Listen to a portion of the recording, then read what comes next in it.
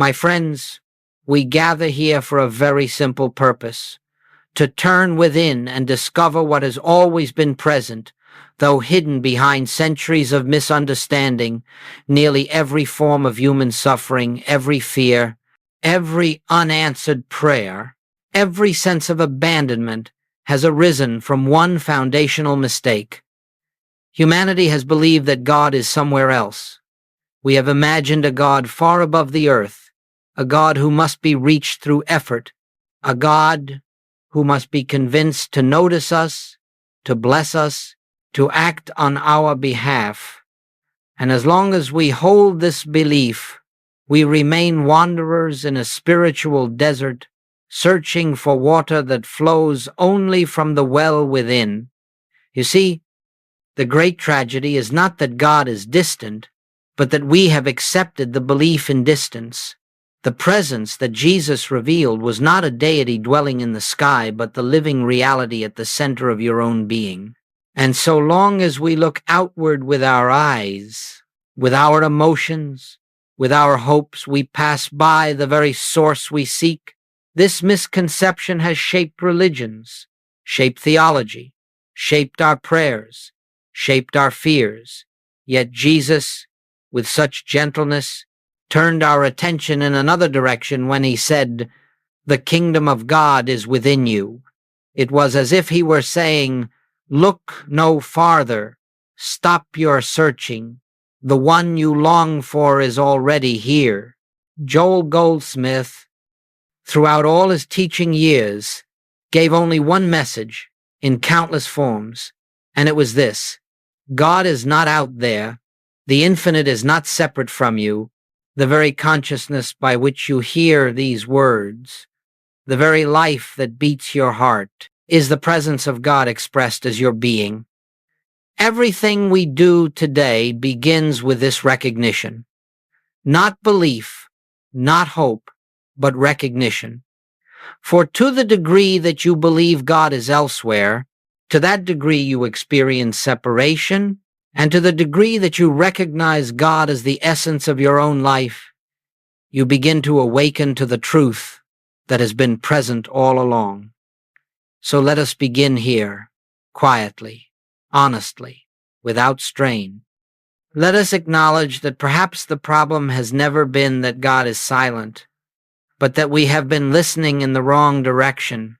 Let us open ourselves to the possibility that the kingdom we have pursued with such effort is not a destination to reach, but a reality to uncover. The presence is here. The presence has never left. And as we move deeper into this teaching, you will find that the distance you have felt between yourself and God dissolves not by effort, but by realization. This is the beginning of our journey today. Let us continue now with the words that stand at the very foundation of all spiritual awakening. When Jesus declared, "The kingdom of God is within you," he was not offering poetry, nor metaphor, nor an elevated moral encouragement. He was speaking a literal, spiritual truth, one so revolutionary that even after 2,000 years, most of the world has not allowed itself to believe it. Humanity has searched for the kingdom in churches, in rituals, in holy places, in sacred books, in emotional experiences, and yet Jesus pointed quietly to an inner dimension that cannot be found by the senses at all. If the kingdom were something outward, you could find it with effort. You could walk to it, study your way into it, behave your way into it, repent your way into it. You could observe certain practices, follow certain rules, give certain offerings, and perhaps one day attain it. But Jesus denied all such notions with a single sentence: "The kingdom of God does not come with observation. You cannot see it with your eyes. You cannot locate it in a place. You cannot discover it in time, for it is already here, and it is already complete, residing not in the world around you, but in the depth of your own being." This is why so many seekers remain seekers. They strive outwardly for what exists inwardly. They pray for a God they imagine to be far away. They fast, hoping to attract divine attention. They plead for blessings, believing the kingdom must descend from heaven. But the Master said no such thing. He said the kingdom is within you now, not later, here, not elsewhere, present, not pending. The kingdom is not coming to you. It is waiting to be recognized. When Joel Goldsmith read these words, he understood their meaning not through intellect but through experience.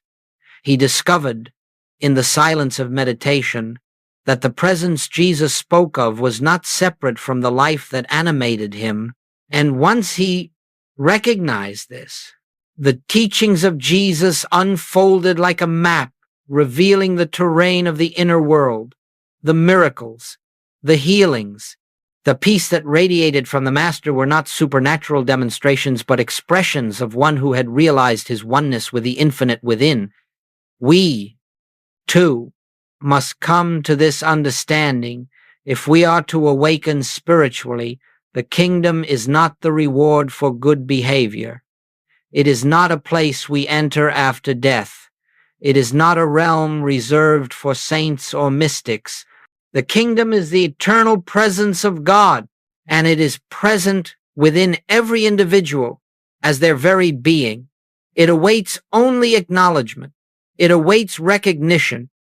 And the moment you turn within, not with effort, but with openness, you begin to sense what Jesus knew so completely, that the Father and the kingdom are ever where you are. Let us hold this truth gently in consciousness. The kingdom is within, and if it is within, then nothing stands between you and God but belief. As we proceed, you will see that the entire spiritual life is not a journey toward God, but a journey away from the belief that God is elsewhere. As we move deeper into this unfolding truth, let us turn to the heart of Joel Goldsmith's realization, the insight that illuminated all his teaching and healing work. God is the very consciousness of the individual.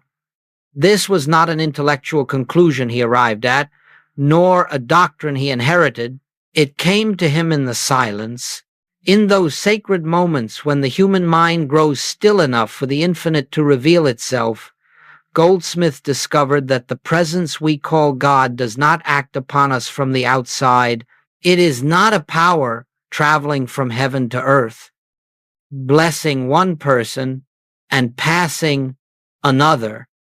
Rather, the presence lives as the core of our being, functioning as intelligence, as life, as awareness, as the very capacity by which we know anything at all.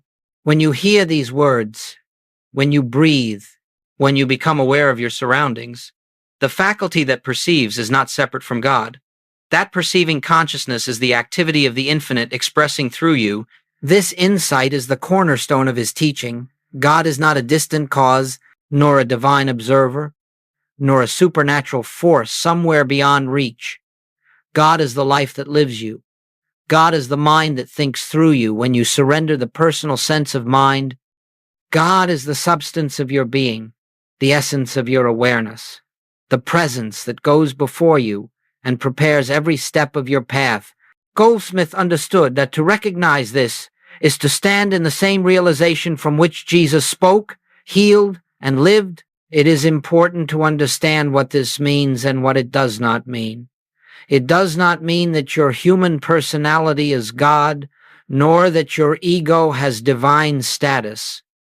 The human sense of self, with its fears and desires, its memories and insecurities, is not the God presence. But behind that personality, deeper than thought, deeper than emotion, lies the true I, the infinite, undivided consciousness that Jesus referred to when he said, "I am the way, the truth, and the life." This I is not personal. It does not belong to any one person. It is the I of all being, individualized as you, Goldsmith emphasized this over and over because unless you understand that God is your own consciousness, you will continue to seek outwardly. You will try to reach a God who cannot be reached because you cannot reach what you already are. And so your prayers will be filled with effort. Your spiritual practices will be filled with striving, and your heart will be filled with longing for what has never been absent. To recognize that God is the consciousness of your being is the beginning of liberation. It frees you from the belief that you are a separate creature trying to find favor with a distant creator.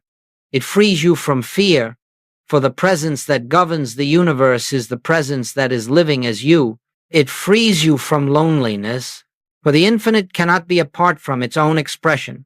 It frees you from dependence on external conditions, for everything external is but a form revealing the inner substance of consciousness. Goldsmith never sought to convince or to convert. He simply invited students to experience this truth within themselves. And when they did, something remarkable occurred. Their prayers changed, their fears dissolved, their relationships softened, their bodies responded, their lives began to harmonize, not because God intervened from above, but because the individual awakened to the truth that the kingdom, the presence, and the power were already functioning from within. This, then, is the meaning of God as your own consciousness. Not that you own God, but that God expresses through you as your very capacity to know, to perceive, to live. And as this becomes the center of your awareness, life itself becomes the classroom in which the infinite teaches you, moment by moment, that it has never been separate from its creation. Let us look now at the great obstacle, an obstacle not placed by God, not imposed by circumstance, and not rooted in reality at all, but arising from the human mind's own conditioning. This obstacle is the belief in separation. It is this belief, and only this belief, that creates the sensation that God is far away, that heaven is distant, that help must come from some power beyond ourselves. And yet, the truth is that God has never moved, God has never withdrawn, God has never withheld. What we experience as distance is nothing more than the mind's habit of seeing itself as a separate, isolated self. From birth, we are taught to identify with the body, the personality, the name, and the history attached to that name. We are taught to believe that we are independent creatures, existing apart from the source that formed us. And so the mind begins life with a fundamental error.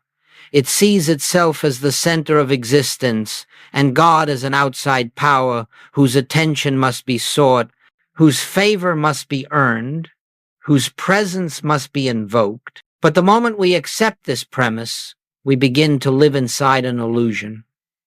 For if you believe you are a separate self, you cannot help but believe in a separate God. And if you believe in a separate God, you cannot help but feel abandoned during moments of suffering, nor can you help but strive endlessly to reconnect with a presence that never left you. The human mind creates the very distance that it then tries desperately to overcome. Joe Goldsmith taught that the human or mortal mind is not an entity, but a bundle of conditioned beliefs, beliefs inherited from culture, religion, family, and collective consciousness. These beliefs create a picture of life in which you seem to stand here, and God seems to stand there. But this picture has no foundation in reality. It is a dream of separation. It is the dream from which we must awaken. The sense of separation shows itself in many subtle forms. It appears as fear, the fear that something can threaten us because we believe we are apart from the infinite life. It appears as guilt, The belief that we have offended a God outside of us, it appears as loneliness. The aching feeling that we exist as isolated beings craving connection. It appears as striving to be spiritual, striving to be worthy, striving to reach heaven, as though heaven were ever anywhere but within the depths of our own being. Yet Jesus never spoke of a God apart from us. He said, I am in the Father, and the Father in me, and he prayed that we would know the same truth, that they may be one, even as we are one. The unity is already there, but the human mind cannot see it because it believes in a self that has never been real. You see, the task is not to create oneness. The task is to dissolve the belief in twoness. When the mind's habitual identification with a separate self loosens, even for a moment, a great stillness opens. And in that stillness, the sense of separation begins to fade. You realize you are not standing apart from God, you are standing in God. You realize you are not searching for a presence, you are living as its expression. You realize that the very I you have been referring to your whole life is not the personal I, but the infinite I that was never born and will never die. Goldsmith often said that the spiritual path is not adding truth to ourselves, but removing the beliefs that conceal it. Separation is not a reality to be overcome. It is an illusion to be recognized.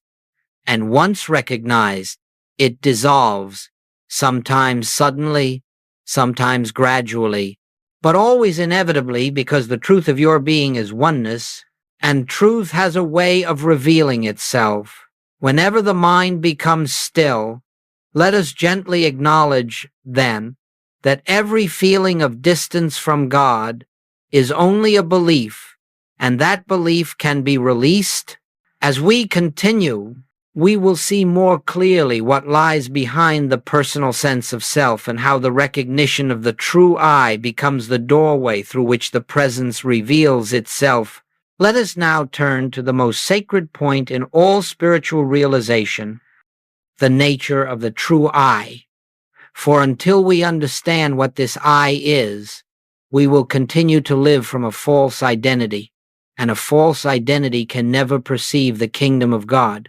When Jesus spoke the words, "Before Abraham was, I am," he revealed a truth far deeper than history, deeper than personality, deeper than time itself. He was not speaking of the man Jesus. He was speaking of the eternal I, the infinite identity that exists prior to birth and remains after the dissolution of the body. This I is the same I that is present within you now. It is not the personal self that says, I am tired, or I am afraid, or I am lacking. That self is the product of the human mind. The temporary mask worn by the infinite.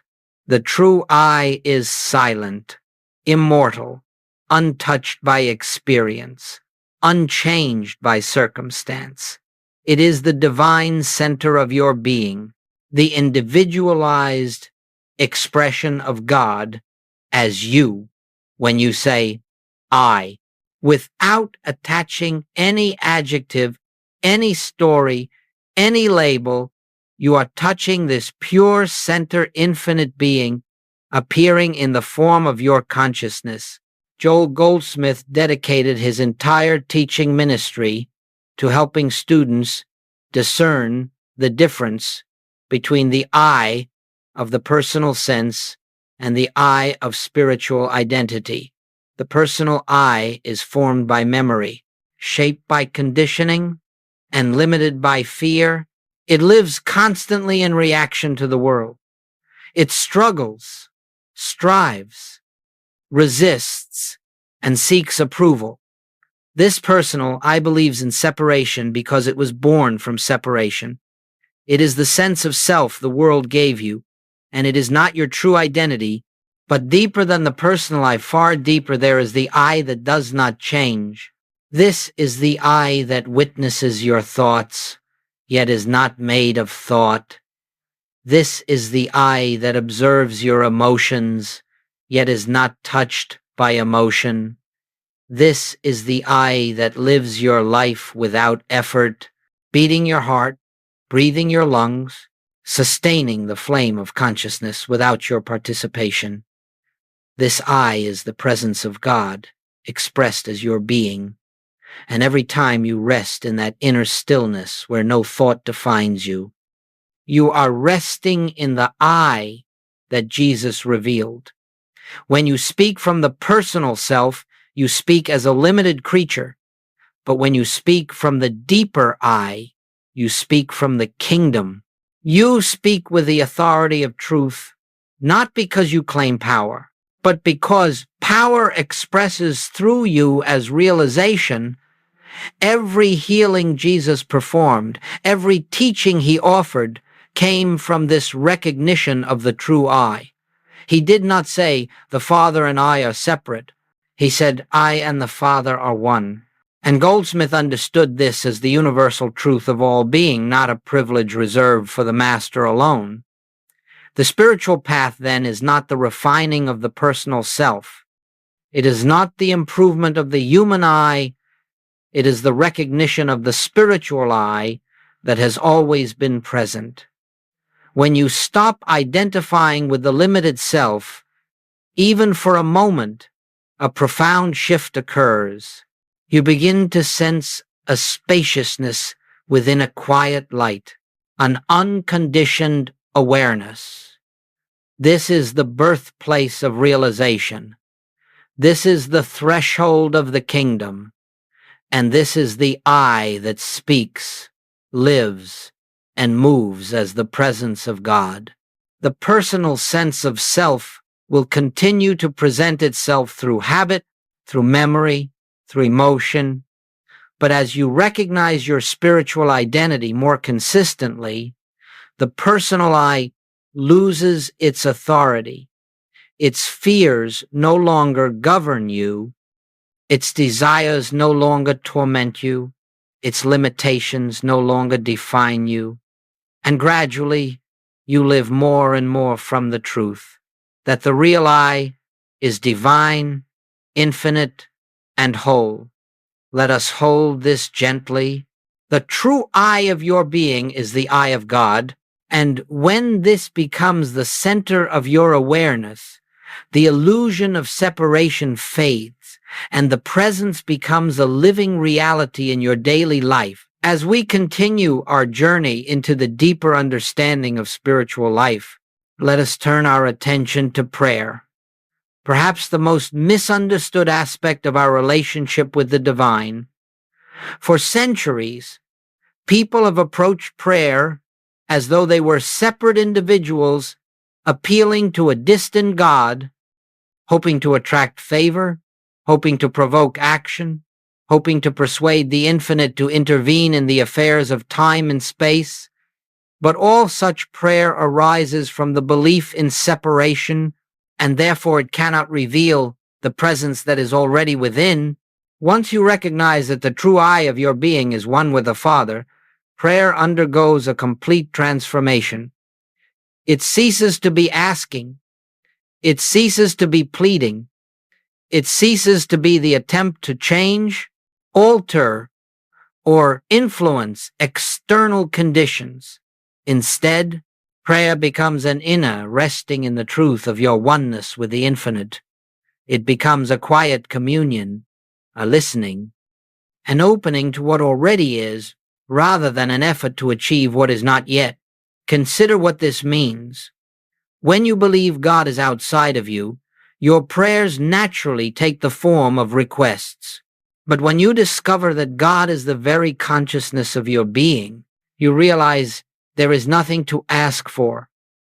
What would you request from a presence that is already expressing as your life? What would you beg from a source that is already flowing through your being as love, intelligence, harmony, and supply? To ask is to imply lack, and lack exists only in the belief in separation. As the sense of separation dissolves, so does the need to ask.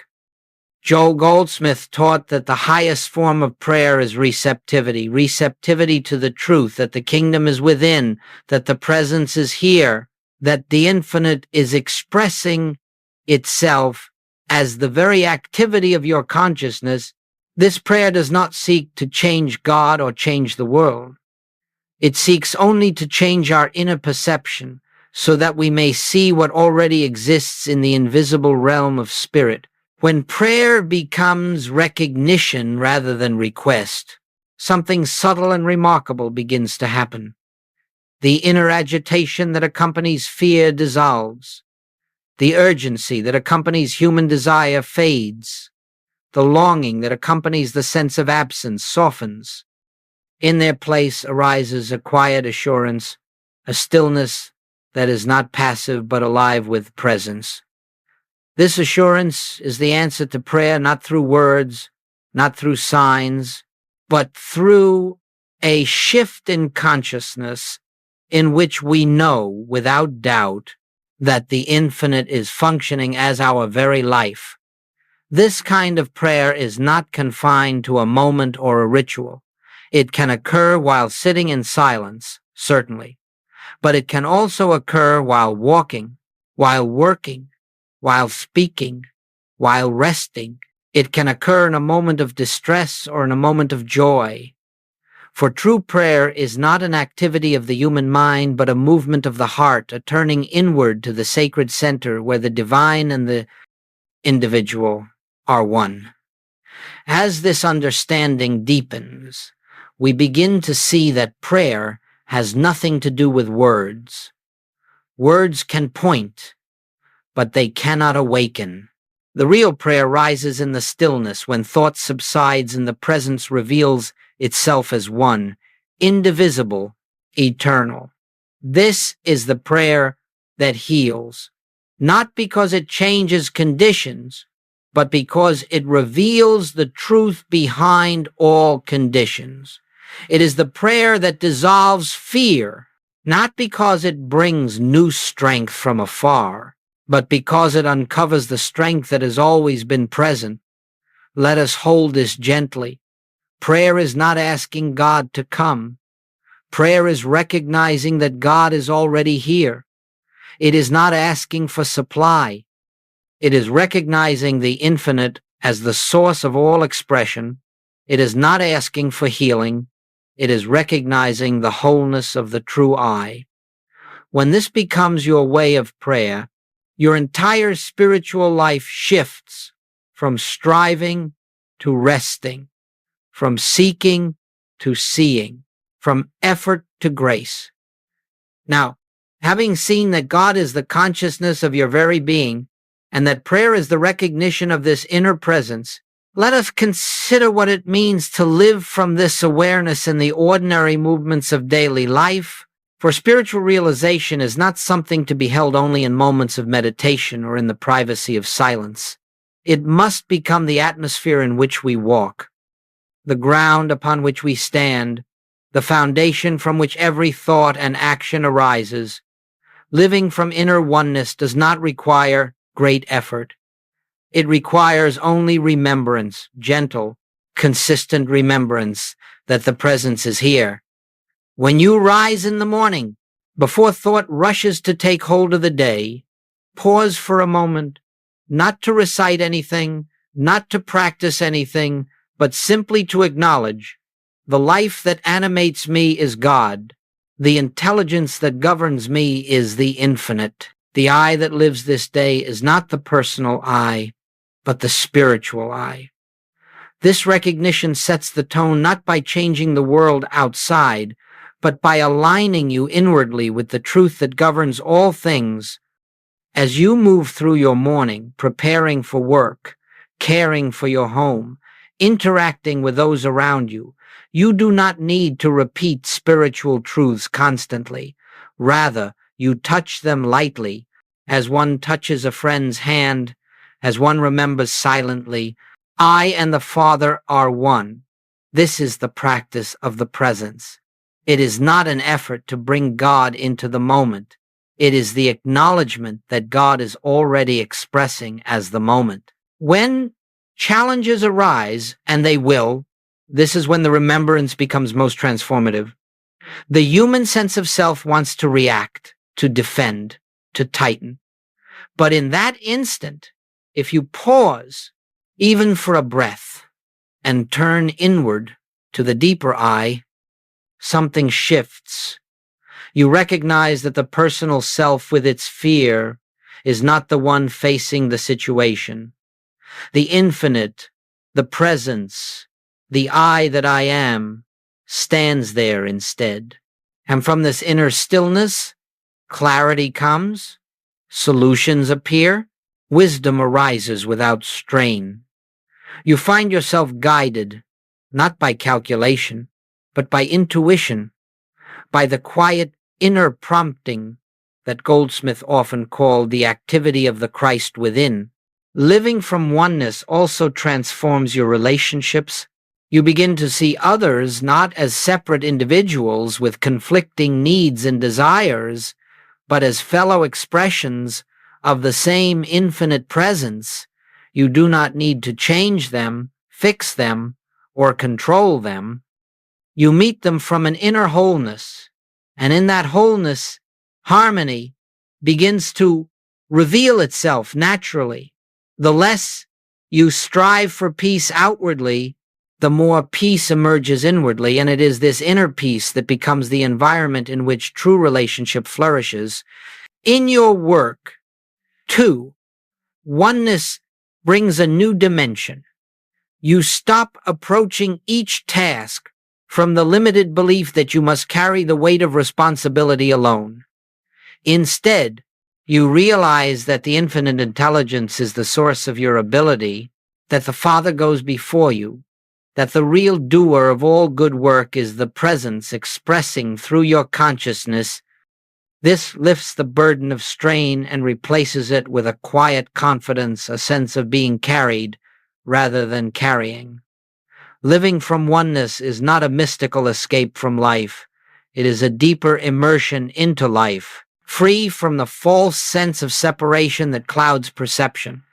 You begin to see that everything around you, every encounter, every circumstance, every moment is an opportunity for recognition, an invitation to remember the truth of your being. And the more consistently you return to this remembrance, the more naturally grace flows through your experience. Let us hold this gently as we proceed. Spiritual living is not the attempt to add God to your life. It is the realization that your life is already the activity of God, and when this awareness becomes the quiet center of your days, you find that harmony, wisdom, and peace unfold without effort, for they are the natural expression of the presence when it is recognized. Let us now enter a deeper phase of our unfolding together, the discovery of silence, the sacred atmosphere in which the presence reveals itself. For all the words spoken in spiritual teaching, all the scriptures written, all the truths declared, point ultimately to a single place, the silence within, where thought subsides and the reality behind thought becomes known. It is in this silence that the kingdom is experienced, not as a belief or an idea, but as a living presence that permeates and sustains your very being. Goldsmith often said that silence is not the absence of sound. It is the absence of the personal sense of self. It is the atmosphere in which the ego relaxes its grip and the deeper I begins to shine through. Silence is the doorway through which you pass from the belief in separation into the recognition of oneness. And if you learn to rest here, even for moments, you will discover that God is not revealed through noise, not through emotional intensity, but through quiet recognition. This silence cannot be forced. It cannot be achieved by willpower or technique. It is approached gently, as you might approach a still lake. You settle into it, not by pushing thoughts away, but by refusing to cling to them. Thoughts come, you let them come. Thoughts go, you let them go. You make no effort to control them, no effort to silence them. Instead, you remain aware of the space in which they arise, the spacious, quiet field of consciousness that is always present beneath the surface activity of the mind. It is in that open space, between thoughts, beneath thoughts, beyond thoughts, that the presence makes itself known. Not through words, not through images, not through emotion, but through a subtle, living awareness, a sense of peace that is not dependent on conditions, a sense of completeness that does not come from achieving anything, a sense of being held, guided, and embraced from within. When Jesus went apart to pray, he was not reciting formulas, he was entering this silence. When the prophets withdrew into the wilderness, they were seeking this inner sanctuary. And when Joel Goldsmith sat in meditation before his classes, he was not preparing material, he was opening himself to the presence, allowing it to speak through him as spontaneous revelation. You, too, can enter this sanctuary, and you need not go to a mountaintop or retreat from the world. The silence is always here. It waits behind the noise of your thoughts, behind the activities of your day, behind the emotional storms that rise and fall. It is the ground of your being, and when you touch it, even briefly, you will find yourself renewed, not by effort, but by contact with the infinite that lives through you. Let us understand this clearly. Silence is not a practice you perform. It is a state you allow. You do not make silence happen. You create the conditions in which it can be felt. You simply grow quiet within yourself, gentle, receptive, open, and the presence reveals itself in its own way, in its own time, in its own rhythm. This revelation is not dramatic. It does not arrive with fanfare.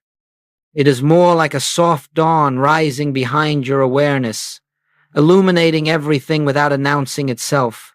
And from this silence flows guidance. From this silence flows healing. From this silence flows intuition, wisdom, harmony, not because you asked for these things, but because the presence, once recognized, expresses its nature effortlessly. You begin to live not by outer striving, but by inner unfolding. This is the life of grace. This is the inner sanctuary. This is where God is found. Not outside, not above, not beyond, but here, in the quiet depth of your own being. Hold this truth gently. The silence within you is the temple of the Most High, and whenever you enter it, even for a breath, you are touching the kingdom. As we come gently to the close of this time together, let us return once more to the simple truth from which everything we have spoken arises, the truth that God is not afar, that the kingdom is not distant, that the presence is not waiting to arrive. God is the very life that animates you, the very consciousness through which you hear these words, the very essence of your being, and all that has been shared today is but a call to return to that center where the infinite and the individual are recognized as one. The spiritual journey, when truly understood, is not a path of becoming, it is a path of uncovering. We are not striving to reach God. We are being gently led away from the belief that God is somewhere else. We are not building a bridge to heaven. We are discovering that heaven has always been the foundation of our existence. Every moment of quiet recognition, every pause in which we remember the deeper I, every breath in which we release the personal sense of self, brings the realization of what has never changed. I and the Father are one. As this truth settles into your awareness, life itself begins to take on a new quality. The pressures that once seemed overwhelming soften. The fears that once dominated fade. The striving, the searching, the anxious longing for answers gives way to a deeper trust, a quiet assurance that the infinite intelligence which governs all creation is the same intelligence living your life. And when you rest in this assurance, you find yourself carried not by effort, but by grace. I invite you, as you move forward from this moment, not to cling to the words spoken here, but to the spirit behind them. Words can point, they cannot reveal. The revelation comes only in the stillness, in the silent awareness of the presence within. It comes when you take a moment in the midst of your day to turn inward and remember the kingdom is here. It comes when you pause before reacting and allow the deeper I to guide you. It comes when you release the belief that you face life alone and recognize the infinite as your constant companion, your source, your very self. Let this teaching be a reminder, not a doctrine. Let it be a doorway, not a conclusion. The truth does not end with these words. It begins within you as you hear them, for the presence is alive, and it is ever seeking expression through your awareness. If you will simply allow it, quietly, gently, humbly, you will discover that the life you thought you were living alone is, in fact, the life of God unfolding as you. And so, let us leave quietly, carrying with us not new ideas, but a deeper realization that God is not out there, that the kingdom is not far off, and that the true I of your being is the infinite, appearing as your consciousness. Live from this center, return to it often, and you will find that peace, harmony, wisdom, and grace rise naturally from within, revealing the truth that has always been. The presence is here, and it is I.